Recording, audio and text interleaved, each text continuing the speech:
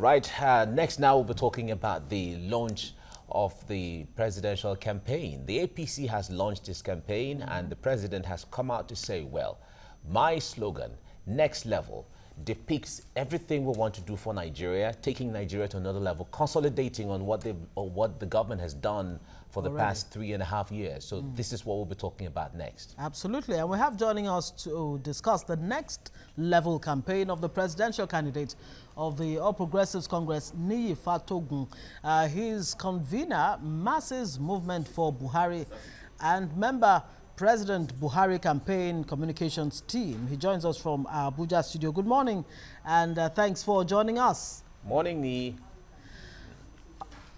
Good morning, and thank you for having me. Yeah. All right. So now this next level plan is already generating a lot of controversy.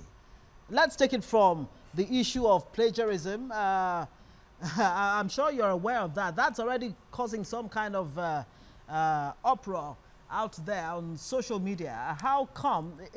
Was this in error, the next level, especially the logo that was adopted by the APC? Or what exactly went wrong with that? Well, there is no issue of plagiarism here, because the next level logo, I have the book in front of me. This is what it is. Okay?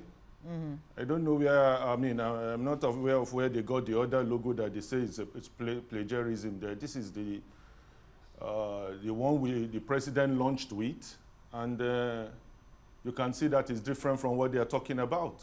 Okay, maybe we should just conclude that it's a coincidence of creativity then.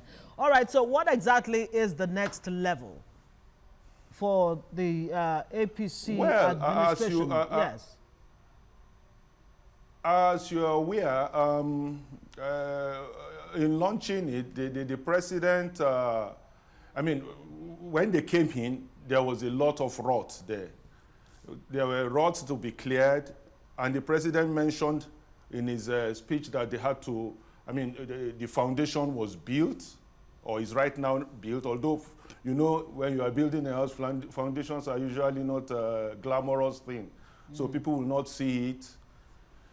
So the next level now is to build the structure, the edifice that will serve Nigerians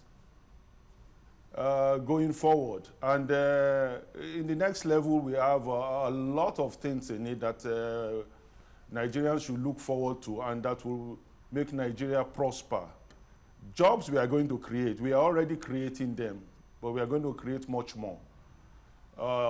For instance, you take N-Power.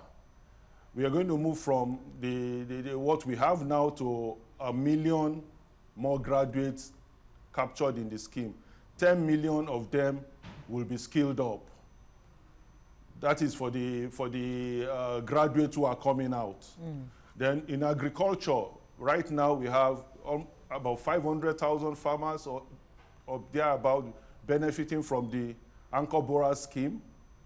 We are going to scale it up to 1 million. You are talking about the livestock transformation, which is what to do with this farmer herders problem. You transform the livestock industry, you create another 1.5 million. So we are just going to be creating jobs. That's a major thing. And then don't forget the infrastructure part of it. The infrastructure is a major job creator, in the sense that when you start building roads, bridges, which we are doing now and which we are going to scale up, employment to a lot of Nigerians will be employed within it. So it's about infrastructure, jobs, infrastructure. And that is what we need right now. Okay.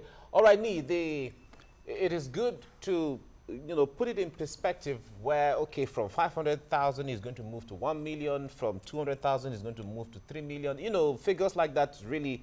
But if we look at the economy directly on how things are going, for instance, you talked about the issue of agriculture. Farmers 500,000 farmers, like I'm quoting you directly, and you want to scale up to 1 million, for instance. Now, where the farmers are, we understand how security challenge has been for farmers in Benue, farmers in Adamawa, farmers in Taraba State, in Plateau State, and in the Middle Belt region where the actual farming takes place.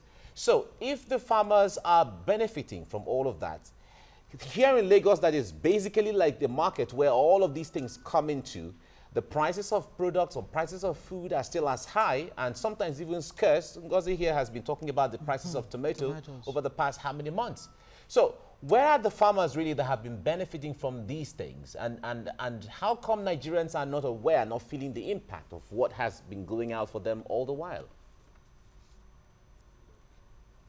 Well, you know, when we talk about, for instance, tomatoes, tomato is seasonal. And most times, it's, there are periods, even when there were no farmer herders crisis, when tomatoes shoot up and they come down. But nevertheless, the areas you have called, there is a lot of massive security activities going on there that have checked the crisis. I mean, you will know, you've not, for some time now, you've not heard about those crises, the farmer herders crisis. And for instance, in Benue, where you talked about, there are military units that have been created there to checkmate some of these things. And when you talk about Nigerians not feeling it, in that same Lagos, we know that there are periods when we had the lake rice, which is a product, a direct product of the farmers that grew rice in Nigeria and processed in Kebbi, with a partnership with Lagos State government. And so I don't see what you're saying you see, in the sense that the food prices will come down because, as you know, there was recession. We had our exchange rate shot up. A lot of things we eat are imported. So prices went up. Now that a lot of it is being produced thanks to the "we must grow what we eat" policy of this government, the prices will start coming down because we are now substituting what we import for what we are producing. You understand? So the prices will come down, and it is actually coming down. Nigerians will tell you the prices are coming down. We're all Nigerians. We are all Nigerians. Yes. So yes, there's no Nigerian anywhere else. No, you see, sometimes this brings us to the question our opposition keep asking, that are we better off? Okay. And the point is that if you go to the farmers, especially the rice farmers, and ask them that question, you will get the answers you want to get. Are they not better off? They are Nigerians. If you ask the pensioners, are they better off? These are Nigerians. We are not just saying Nigerians say they are not better off. You ask the pensioners, they will tell you. You ask the graduates, they will tell you they are better off. You ask the women who make about more than half the population of this country, the market women will tell you. Those whose children are going to school now, 9.3 million of them, will tell you they are better off. That's quite interesting. When you talk about Nigerians are saying they are not better off. Right now, there are about 13. If you are saying Nigerians are saying they are better off, which Nigerians are they talking about? I'm giving you the strata of Nigerians that will tell you they are better off. All right. So on the watch of this administration, Nigeria has the unenviable position of being the country with the largest number of poor people. Nigeria has, and then, of course, there's a U.S. report that came out recently on the issue of rice that you just raised, saying that Nigeria is about to become the highest importer of rice in the world, taking over from countries like the U.S. And what have you. But let's even put that aside. What are the indications, really, or indicators, if you like, that should give Nigerians confidence that the APC administration, if given another chance in 2019, can actually take Nigeria to that next level? Don't forget, the Minister for Works and Housing, Babatunde Raji Fashola, just said that, yes, the APC promised change, But yeah, in 2014, but he did not promise that that change would happen in 4 years. So are you saying in the next 4 years, if the change will happen that this time? change will happen? Absolutely. It's already happening. You understand? Take power, Minister Fashola's power. In 2015, we inherited 4,000 megawatts. And I want to even say that in the 16 years to 2015, in 1999, the PDP inherited about 1.7 megawatts of that 4 megawatts. So in actual fact, they created 2.3 megawatts. In 16 years, that's an average of 150 megawatts or less per annum. Now we came in 2015. From 2015 to 2017, in 3 years, we added 3,000 megawatts. That's 1,000 megawatts every year. Okay? So if you project, if we had power for 16 years, we will be talking about 16,000 plus the 1.7 or 2 that was inherited. So we'll be talking about 17 to 18,000 megawatts. Now Nigerians will have light. Now, as at so 2014, another 4 years. Yes, as at 2014, we didn't have we didn't have 1,500 megawatts. We had between 2,000 and 3,000 megawatts. As at 2014. What I'm saying is that Minister Fashola even was generous. He gave them 4,000 megawatts. I'm saying in 1999, they inherited 1,700. 1999. We had power in 1999. 1.7, okay, so if you minus 4,300 to 1.7, 1,700, they created 2,300 in 16 years. What you're saying, what I'm saying. What you're saying, so, if we're to... So do we need another 16 years for APC to create all the megawatts? No, what I'm saying is that, I'm telling you that averagely, if you create 2,300 megawatts in 16 years, that means averagely you have 150 megawatts per annum they created. Every year, 150 megawatts. We get that point. We get that point. But creating 1,000... Are you saying then that you are... calculating or measuring the success or successes of the APC administration side by side with the failures of the PDP administration, that went before?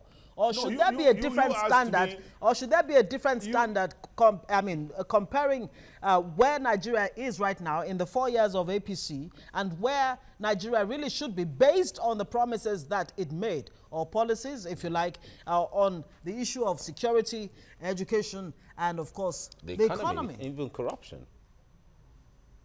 You know that in the economy, power is critical. Power is very critical for the economy. So if you keep generating 1,000 megawatts every year, as we have done, in the next 4 years we'll have, as they have projected, we have projected 11,000 megawatts. That's a lot. That can radically change the economy. Then you are talking about infrastructure, building roads, bridges everywhere to make business easy for Nigerians. Infrastructure is very critical. When you talk about security, what we are doing now, you can see that the president or the government, when he came in, we had 14 territories taking local government taken over by insurgents. That promise was fulfilled. We have all liberated those places. Yes, there are pockets of soft targets that happens everywhere in the world. You understand? You have those, but the point here is that security, the president as a general has tamed security, and he will continue to tame it. The farmer headers crisis, which they couldn't solve for so many years, is now being solved. There is a 10-man committee with the vice president as the head that are now putting together the permanent solution on that. For now, the security, those places there are units of the Air Force has units around that area. There are police divisions that have been created to, for now, stop those killings. And that's why you've not been hearing about them. So once that is done, the economy, I mean, infrastructure is being laid all over the place. We are going to have a very, very prosperous country, because these things are very fundamental. Okay. To development of the country. Yes, it's good to imagine and really good to look forward to one way or the other. But from the comments of Nigerians and from what they see, when it comes to communicating with Nigerians, a lot of Nigerians find this government not being able to communicate rightly with them. It's possible they're doing a lot. In fact, when it comes to the real projects in Abuja and all of that, there are giant strides, good achievements one way or the other that Nigerians don't really get to see the way they're supposed to see them. Now, Nigerians are talking about even the way of communicating, reaching out to Nigerians, letting them know this is actually what is happening. Do you think that is lacking somewhere, where Nigerians all don't share and don't buy into what good things the government is doing? You see there are two things here. If you want to work, if you get to work and you are not a propaganda-driven government, the works will be there. Yes, you might not communicate well to people that you are doing because you are concentrating on the job at hand. And I tell Nigerians that, listen, if you have a president, the sort we have, with such immense integrity, somebody will not steal your money, will not touch your money. And you get to your, I mean, you look at the treasury, your balance sheet, and you see that the money is out doing something. Follow the money. You will find the money in these bridges, in the massive construction that is going on. You understand? As against if you have somebody who will basically, take away the money, and when you follow the money, you will find it in jets, all parked in Seychelles or in houses in Dubai and South Africa and all that. Well, speaking of following the money, Nigerians are following the money. Nigerians are following the money now. And the foreign reserve is dwindling. It's been nosediving steadily in the last number of months. But let's even look at some of the things put out. Let's look at what was abysmal when we came in. It was abysmal. All right, good point there. President Buhari, in laying out his plan for 2019, actually noted that the biggest ambition yet is the overhaul of our education sector.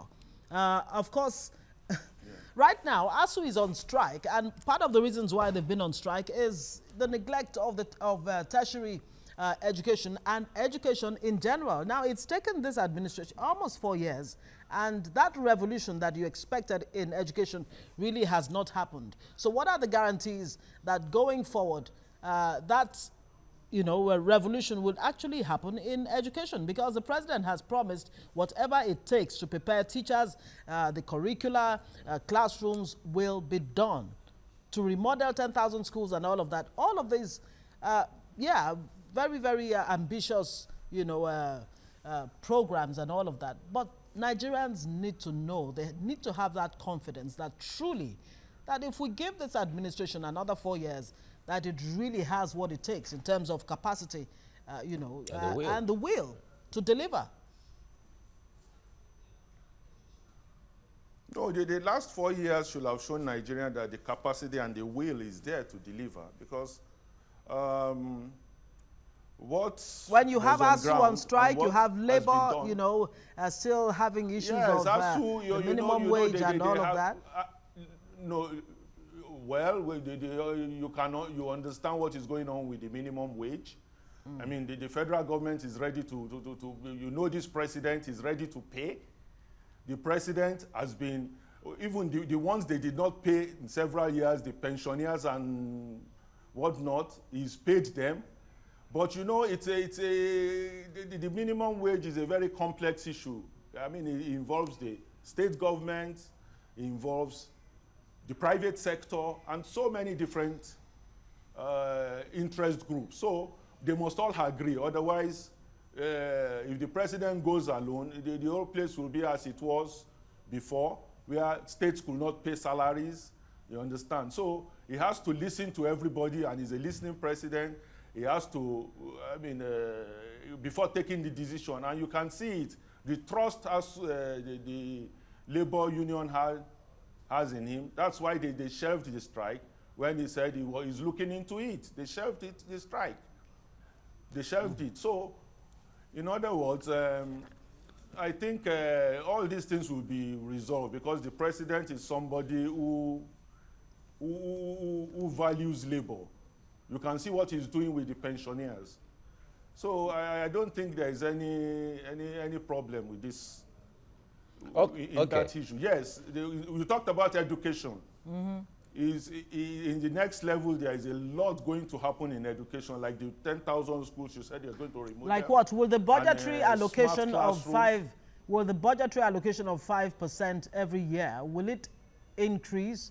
And what should we look forward to? I mean, say 2019, for example, when the, will it still remain 5%? I mean, if this administration recognizes that education is key and foundational to any kind of development we want to talk about, but it has consistently stuck to 5%. Don't you see how many children they are put into school? There are 13 million out of school now. But there are 9.3 million going to 15 million that will be in school. Yes, children. That is the future of the country.